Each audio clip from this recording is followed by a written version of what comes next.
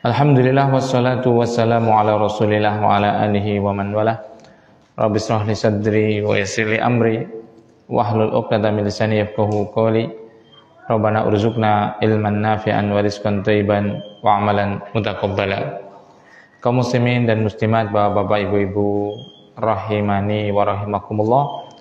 Alhamdulillah pada malam yang penuh dengan keberkahan ini Allah Subhanahu wa taala masih memberikan kepada kita nafas. Berapa banyak saudara kita atau tetangga atau teman muslim yang kemarin masih bersama, mungkin tadi pagi kita menjumpai atau mendengar kabarnya sudah tiada. Itulah sebuah realita kehidupan, yaitu kullu nafsin dha'iqatul maut. Setiap yang bernyawa pasti akan merasakan yang namanya kematian. Dan kematian itu bukan masalah. Yang masalah adalah pertanggungjawaban kita tatkala kita dihidupkan kembali setelah kematian kita. Itu yang berat. Nah, kalau mati itu semuanya pasti mati, seperti itu. Makanya barakallahu fikum, manfaatkan yang kita miliki daripada waktu kehidupan di dunia ini. Kalau belum maksimal dalam ketaatan, minimal tidak melanggar yang diharamkan. Seperti itu. Syukur kita bisa berlomba-lomba dalam ketaatan dan betul-betul menjauh sejauhnya dari apa yang diharamkan atau dilarang oleh Allah Subhanahu wa taala kepada kita. Karena hakikatnya setiap pagi yang kita lalui adalah langkah kita menjemput atau mendekat kepada ajal kita. Barakallahu fikum. Makanya bersyukurlah kepada Allah Subhanahu wa taala. Seandainya Allah Subhanahu wa taala memilih kita untuk senantiasa belajar terhadap agamanya, berusaha mengamalkan, dan tatkala memiliki ilmu bisa menyampaikan, mendakwahkannya, menyampaikan kepada umat, menyampaikan kepada manusia agar kembali kepada siratal mustaqim, kepada jalan yang lurus, yaitu Islam. Kembali untuk selalu mentaati Allah Subhanahu wa taala, kemudian Rasulnya sallallahu alaihi wasallam. Nah, salawat dan salam semoga tercurahkan kepada Nabi kita yang mulia Muhammad sallallahu alaihi wasallam, pada sahabatnya, keluarganya, dan seluruh kaum muslimin dan muslimat yang senantiasa berpegang teguh dengan ajaran beliau. Nah, kita kembali masih melanjutkan membaca sebuah buku, sebuah kitab yang sangat bermanfaat yang ditulis oleh Al-Imam An-Nawawi rahimahullahu taala yang berjudul Riyadhus Shalihin min kalami Sayyidil Mursalin, sampai kita pada bab takwa. Takwa yaitu engkau melakukan perintah Allah dengan cahaya dari Allah karena mengharapkan ridho dan pahala dari Allah, dan engkau meninggalkan larangan Allah di atas cahaya dari Allah karena takut dengan azab Allah Subhanahu wa ta'ala. Itu adalah pengertian dari takwa. Nah, kemarin ada sekitar 5 ayat yang sudah kita baca bersama, kemudian dijelaskan oleh Syekh Muhammad Ibn Shalih Al-Utsaimin rahimahullah ta'ala. Sekarang kita mulai membaca hadisnya. Hadis yang pertama dari bab takwa, atau hadis yang ke-69 dari kitab ini.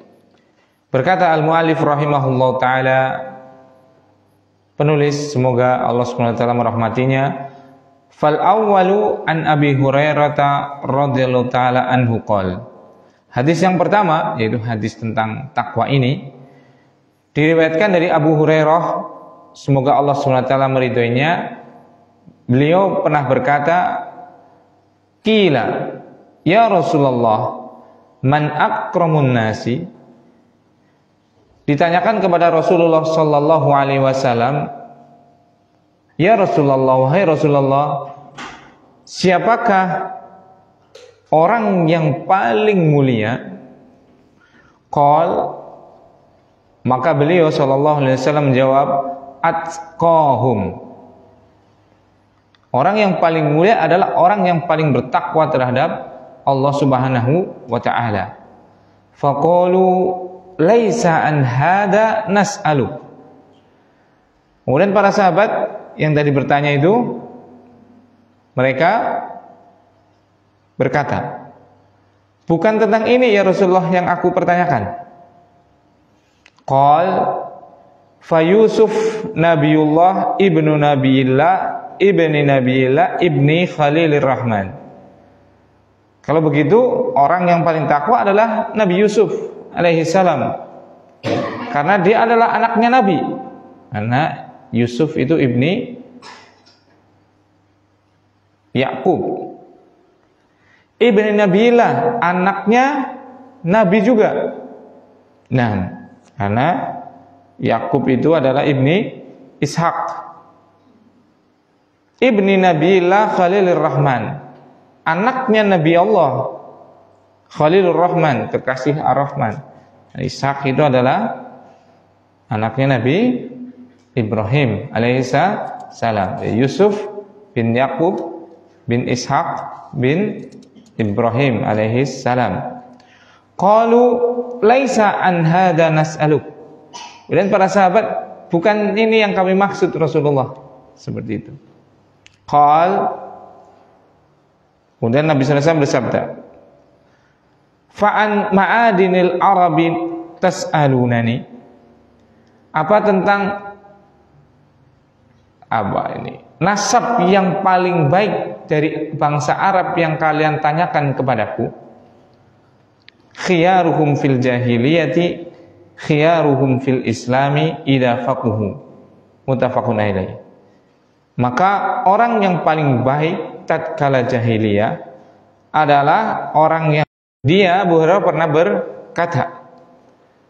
Ini menunjukkan bahwasanya Abu Hurairah radhiyallahu ta'ala itu seorang sahabat yang sangat bermulazamah, sangat senantiasa memiliki kedekatan yang banyak sekali dengan Rasul sallallahu alaihi wasallam. Seperti itu.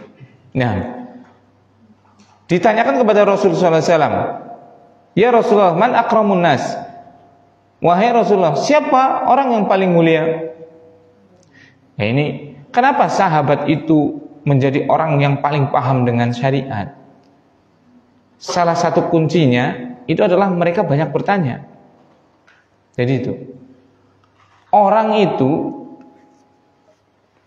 kalau dia kritis, senang bertanya, tapi karena ingin tahu, bukan untuk apa? Karena bertanya itu macam-macam ya. Ada bertanya yang mencari paham, ada yang bertanya ngetes, ada yang bertanya untuk mengajarkan yang lain, dan banyak motif latar belakang orang itu bertanya. Maksud yang bertanya yang akan menjadikan orang itu cerdas adalah bertanya untuk mencari paham. Seperti itu. Makanya Abdullah bin Abbas, seorang sahabat yang mulia, dan beliau adalah turjamanul Quran, yang dijuluki dengan penerjemah Al-Quran, maksudnya salah satu sahabat yang paling paham dengan Al-Quran. Beliau itu ditanya oleh para teman-temannya, "Kok jenengan bisa pinter kados niku pripun?"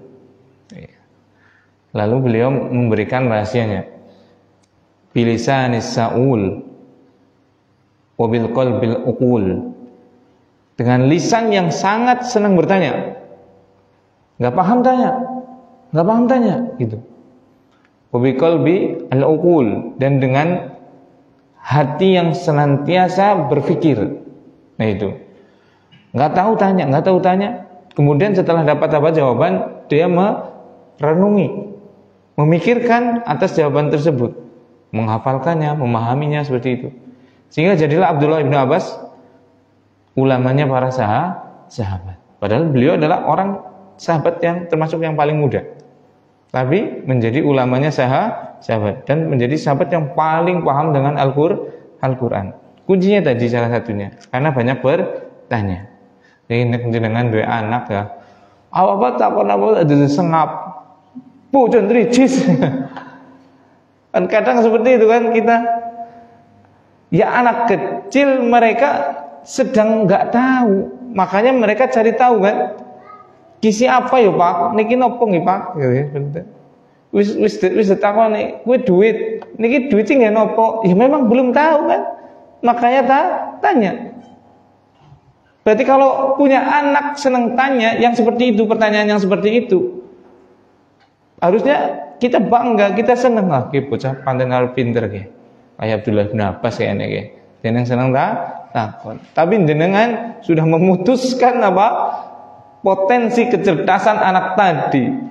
Wis kena calon bocah berbakat pinter malah disengapi. Bocah rewel takon cilik yang ngerti apa lah.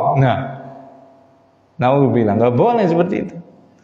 Nah, apalagi anak kecil yang memang dia sedang mencari apa? Banyak sekali pengetahuan. Ya, anak kecil kan ini aja nggak tahu mungkin kan. Ini namanya aqua atau air kemasan gitu kan. Nah, seperti itu dan yang lainnya lah seperti itu. Nah, berarti ini ada sebab untuk kita menjadi paham, untuk kita menjadi cerdas dan kita bisa mengetahui potensi kecerdasan anak. Salah satu tandanya adalah banyak bertanya seperti itu. Nah, kemudian pertanyaannya juga pertanyaan yang berbobot. Kalau dikira nanti ada orang takon tapi pertanyaannya sepele seperti itu, dalam artian mungkin ke wong arep ledek lah seperti itu. Misalnya ditakoni apa misalnya? Pak sing nun sewu nggih Pak. Pripun. Wis serius iki. Ndok karo ayam sih jadi Pak.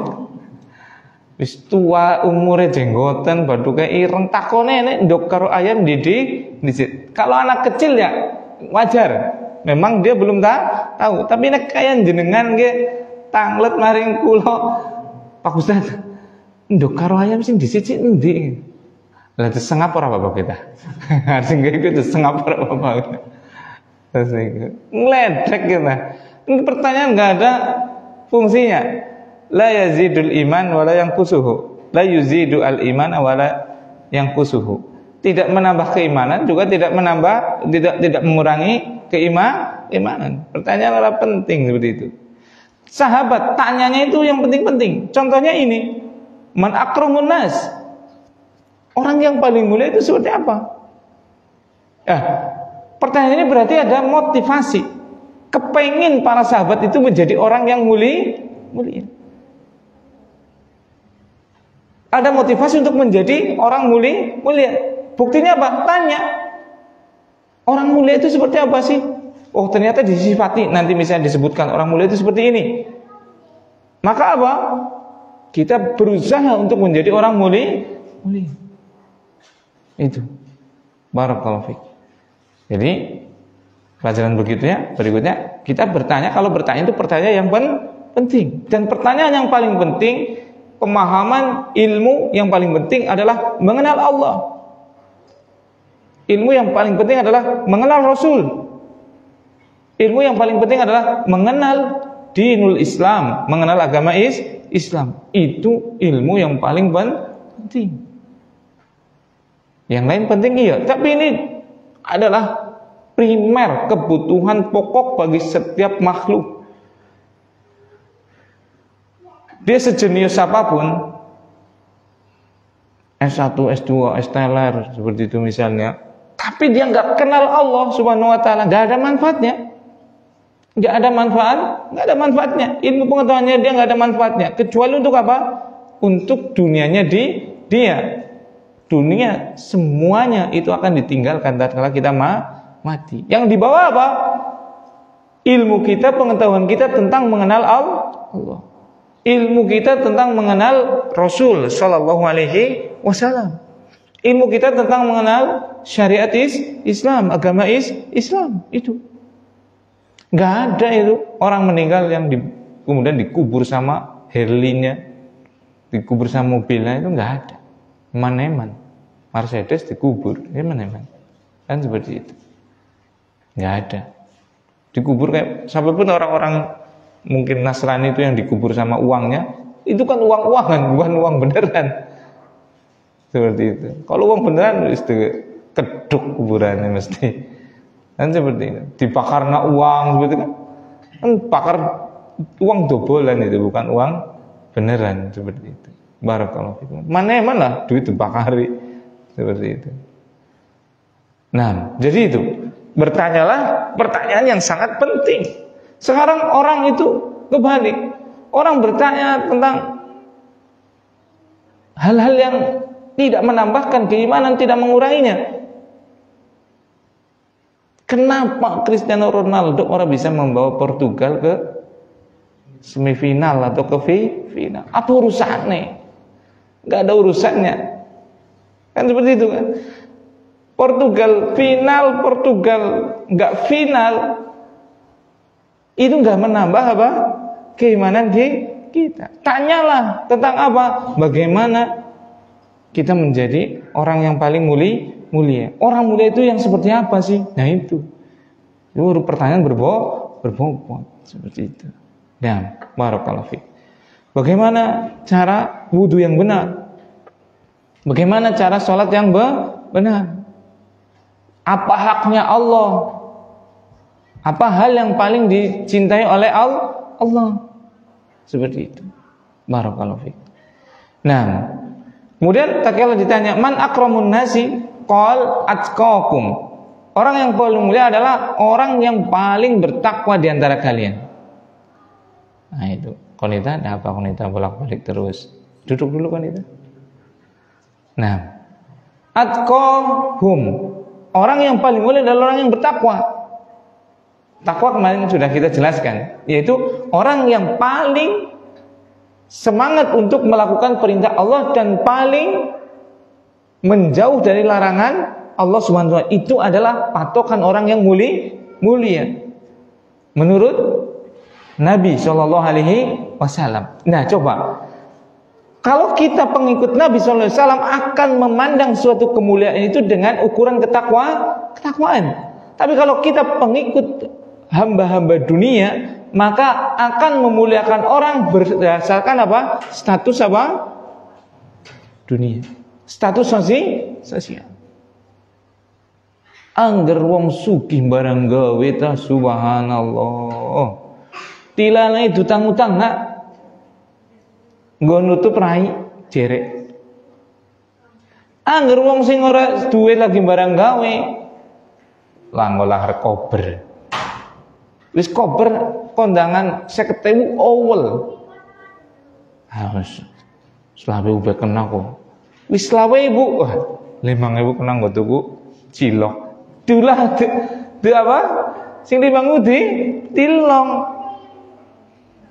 Karena apa? Patokan manusia secara umum sekarang memuliakan manusia itu dengan status sosial. Seperti itu. Semakin status sosialnya tinggi, misalnya dia kaya kah, atau dia ganteng kah, atau dia berkuasa kah, dan yang lainnya, maka keumumannya manusia sekarang memuliakan orang tersebut. Padahal tidak menurut Allah dan Rasulnya. Orang yang paling mulia di sisi Allah dan Rasulnya adalah orang yang paling bertakwa. Itu. Beda ilmu, beda pemahaman. Beda ilmu, beda standar nanti. Seperti itu. Makanya barakallahu fikum. Kadang ya kita nggak sama dengan yang lain. Kenapa? Karena sudut pandang berbeda. Seperti itu. Orang yang paling mulia di sisi Allah dan Rasulnya adalah orang yang paling bertakwa. Seperti itu. Faqalu laisa an hadza nas'aluk. Kanjeng Nabi, saya bukan maksudnya ini. Bukan ini yang kami maksud. Seperti itu. Karena ini, pertanyaan itu terkadang memiliki makna umum. Makna umum itu bisa dilihat dari berbagai sudut pandang. Sudut pandang yang pertama, dan itu yang paling menonjol, adalah sisi kemuliaan. Kemuliaan yang hakiki, maksudnya kemuliaan sesuai syariat. Yang mulia sesuai syariat adalah yang paling bertakwa. Nah, seperti itu. Para sahabat bukan itu maksudnya ya. Kalau itu sudah paham.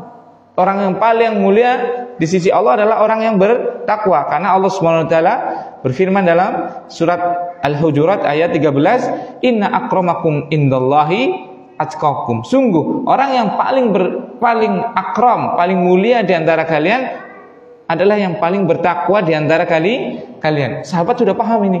Seperti itu. Maka para sahabat bukan ini maksudnya. Maka Rasulullah SAW menjelaskan, qala fa Yusuf Nabiullah ibni Khalilur Rahman.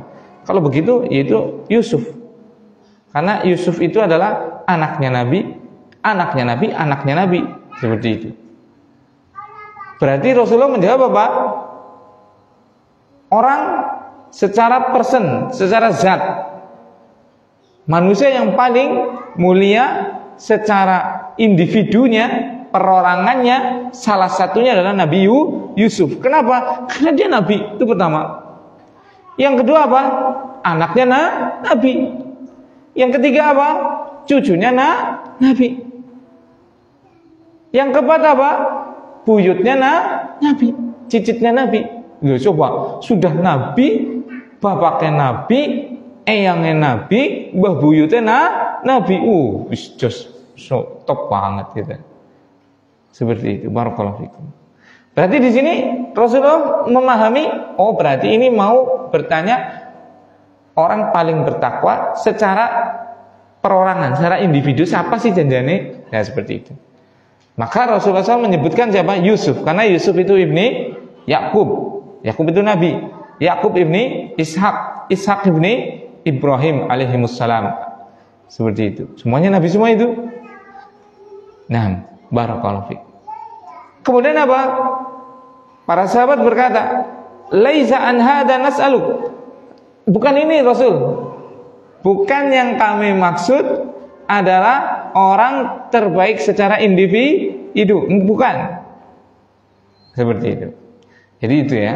Makanya barakallahu fikum, kadang satu pertanyaan itu, satu ungkapan itu bisa dilihat dari beberapa tinjauan. Makanya kadang ada, kenapa Badam ngantuk? Wudu kalau ngantuk. Makanya barakallahu fikum, terkadang satu makna, satu ungkapan itu terkadang memiliki banyak macam tinjauan. Seperti contoh dalam hadis ini, orang yang paling bertakwa di antara kalian, orang yang paling mulia di antara kalian, orang yang paling mulia di antara kalian, kan bisa yang dimaksud adalah apa? Sifat orang bertakwa itu apa? Sifat orang mulia itu apa? Sifat yang paling mulia adalah apa? Yang paling bertakwa. Nah, itu kan bisa dipahami seperti itu kan? Siapa yang paling bertakwa dari kalian? Manusia siapa yang paling bertakwa? Bisa kita sebutkan, bisa dimaknai apa? Sifat. Siapa manusia yang paling mulia? Bisa kita pahami apa? Sifat manusia yang paling mulia itu apa? Yang paling bertakwa. Bisa lagi dipahami tadi, akramun nas, siapa manusia paling sempurna? Bisa dipahami apa? Individu, ya kan? Siapa sih tiang sinten yang paling mulia?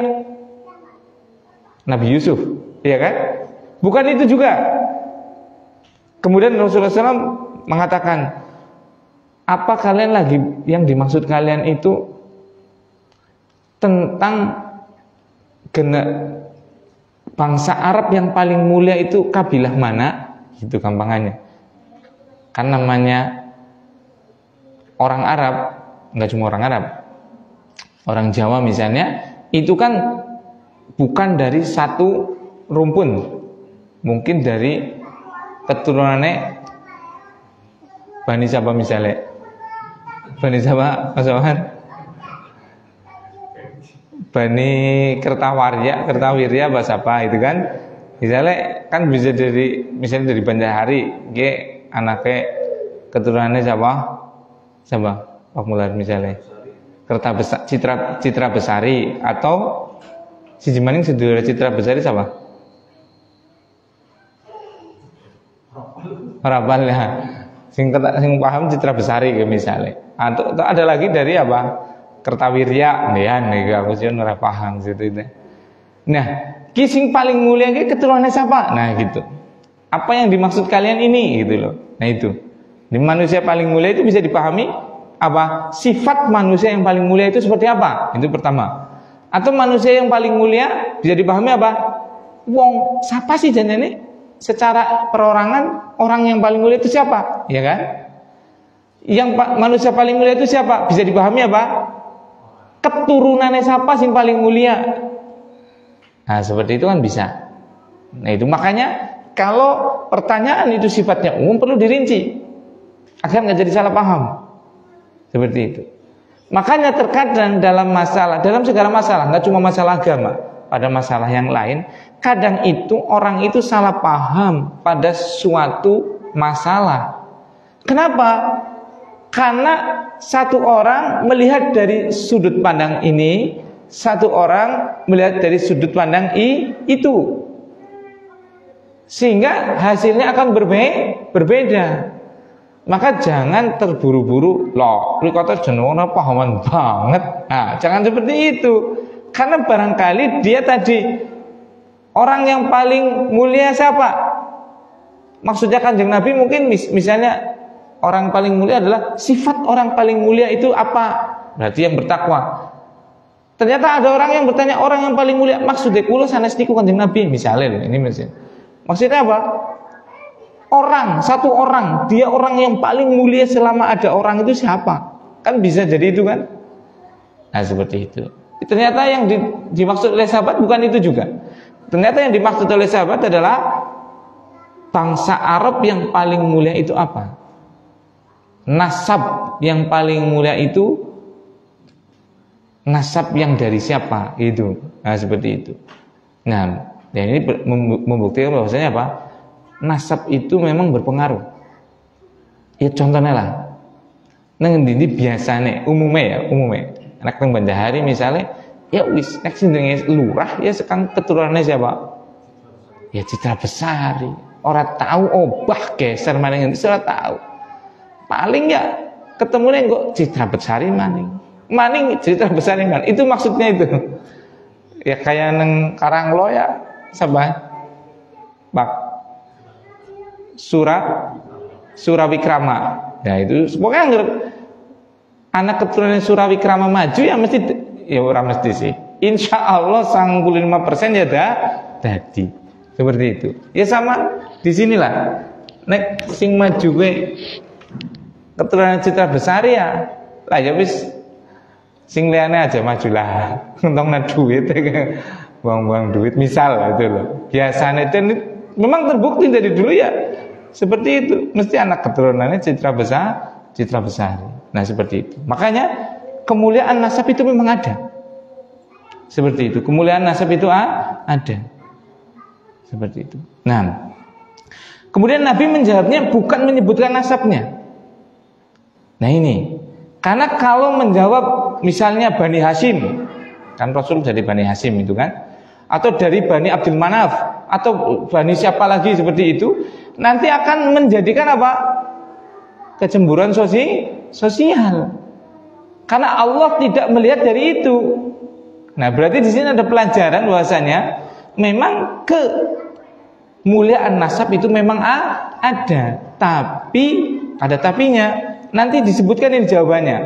Khiyaruhum fil jahiliyati khiyaruhum fil islami idza faquhu. Beliau Shallallahu Alaihi Wasallam tidak menyebutkan nasab siapa yang paling bagus dari keturunan siapa. Gampangnya nek ya dari bani siapa itu tidak. Tapi beliau menyebutkan apa? Khiyaruhum fil jahiliyah, khiyaruhum fil Islam idza faqahu. Memang keturunan yang paling baik tatkala masih jahil, maksudnya tatkala belum kenal Islam, maka dia pasti akan menjadi generasi yang paling baik tatkala masuk Islam. Tapi ada syaratnya, idza faqahu, kalau dia menjadi orang yang paham dengan Islam. Itu berarti ada syarat.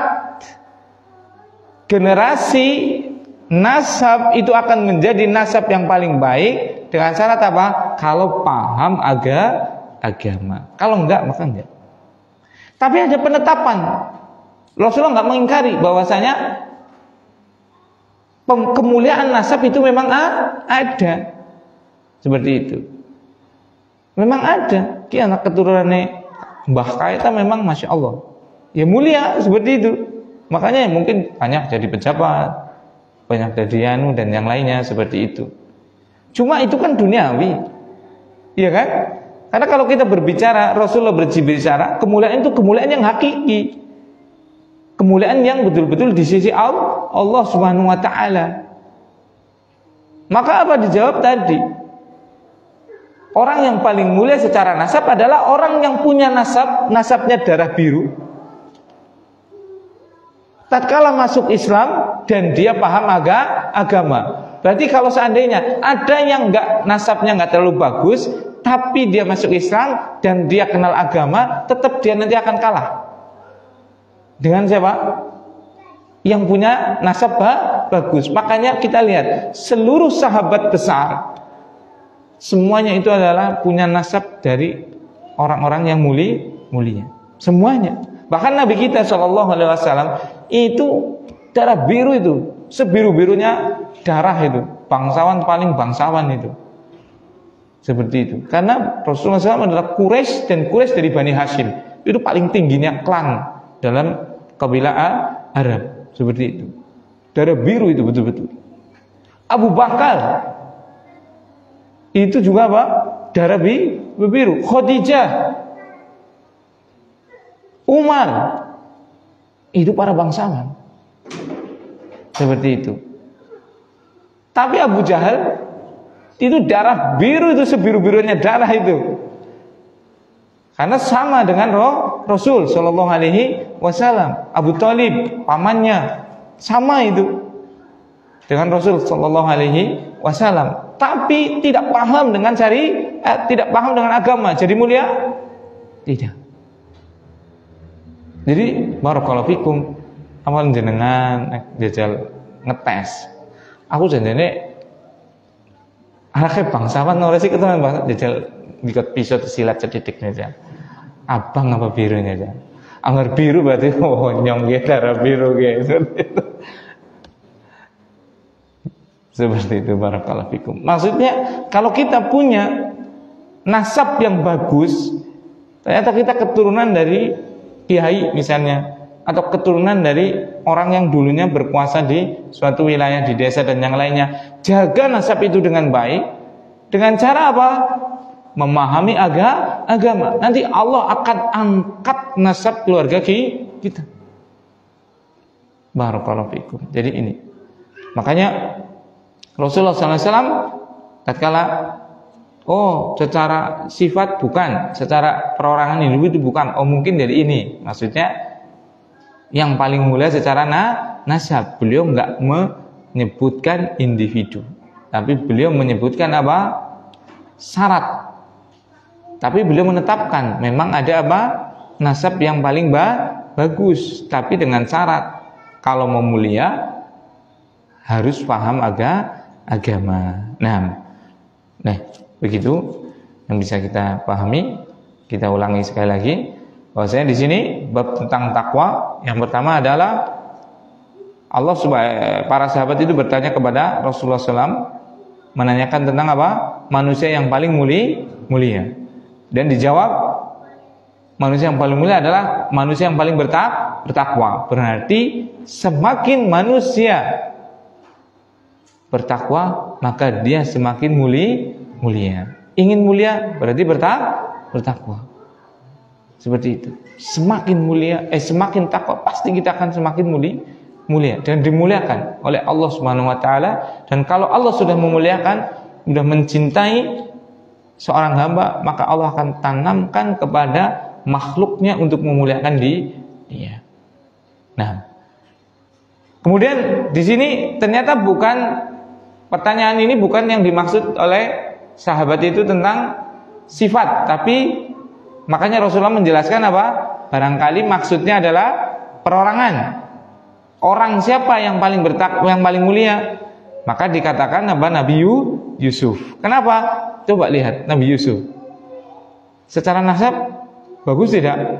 Bukan bagus lagi.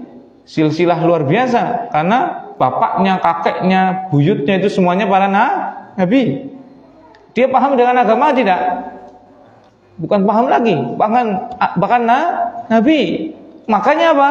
Terpenuhi tadi kan? Nasabnya mantap, ilmunya tinggi, sehingga dia menjadi salah satu manusia yang paling mulia. Seperti itu. Jadi dengan ngeliat mantu, misalnya ngeliat mantu, pertama yang paham agama, iya bagus. Jadi itu paling utama. Tapi nek bisa ya tungkahul ma'ah li arba'. Wanita itu dinikahi karena 4 hal. Li jamaliha wa li maliha wa li nasabiha wa li diniha. Fatfar bidadi dini taribat yadak. Wanita itu dinikahi karena sebab 4 hal. Karena hartanya, nek bisa ngeliat bojo sing sugih. Nek bisa ngeliat mantu sing sugih. Wali jamaliha, karena yang kedua karena cantik. Nek bisa ngeliat bojo sing cantik, ngeliat wong lanangnya sing ganteng. Wali nasabiha, karena nasabnya. Nek bisa ngeliat sing miki, sing darah biru. Makanya anak wong lanang nglamar putrine jangan jajal di pentung di situ cepedit. Ketika warnanya apa jajal? Warnanya biru wis bagus gitu. Yang keempat adalah karena apa? Agamanya. Pilih yang utama adalah karena agama. Berarti Rasulullah SAW memberikan pilihan yang lebih sempurna adalah tatkala apa? Agamanya bagus, kemudian apa? Kaya, kemudian apa? Ganteng, kemudian apa? Nasabnya bagus. Coba. Ini karena wong kayak gitu. Kepriwe lebih bawahnya kayak apa coba? Wongnya ganteng. Duitnya akeh. Anak ketulurannya bupati misalnya seperti itu. Pinter agama maning, coba, masya Allah. Mulia sekali lah jelas, iya kan? Tapi pinter agama, tapi kurang ganteng, ya mulia. Tapi tidak semulia yang ganteng. Pinter agama orang sugih, ya mulia. Tapi lebih mulia yang pinter agama sugih. Kan seperti itu, masya Allah. Berarti ini ada motivasi. Pengen semakin kita diperintahkan untuk menjadi orang yang sangat mulia. Nek bisa gue mikir. Sugih, caranya sugih ya kerjanya sing temenan, aja dagang gula. Nah gula beda, suka-suka sih kedong sarung, paling kali pelet. Ada motivasi biar kita apa? Ganteng. Menjaga kebersihan, olahraga gitu kan. Ada motivasi biar kita punya nasab yang bagus. Seperti itu. Yang nasabnya bagus ya mengko ngeliat mantu sing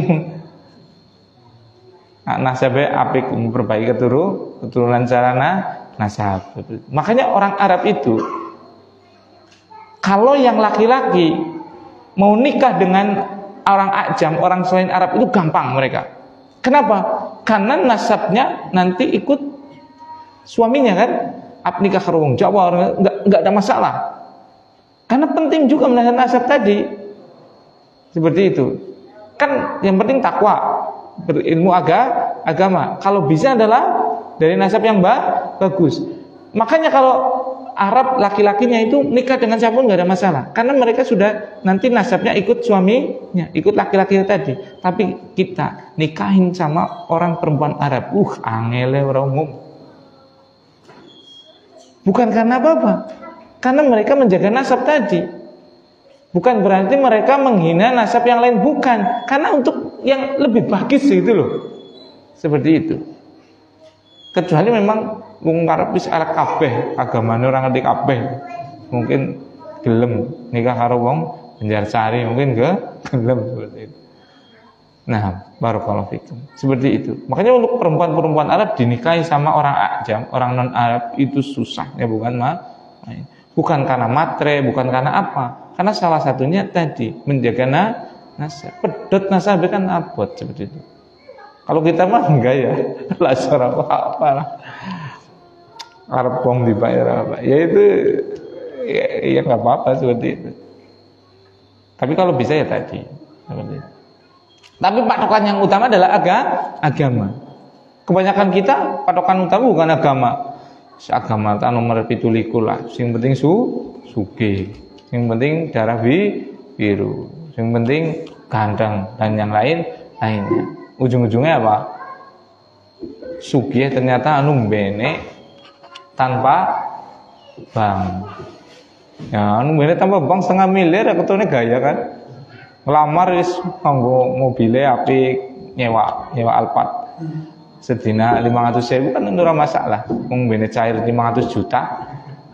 Klambine HP-ne iPhone 20 jutaan ya isian. Barang wis nikah sebulan ya Pak.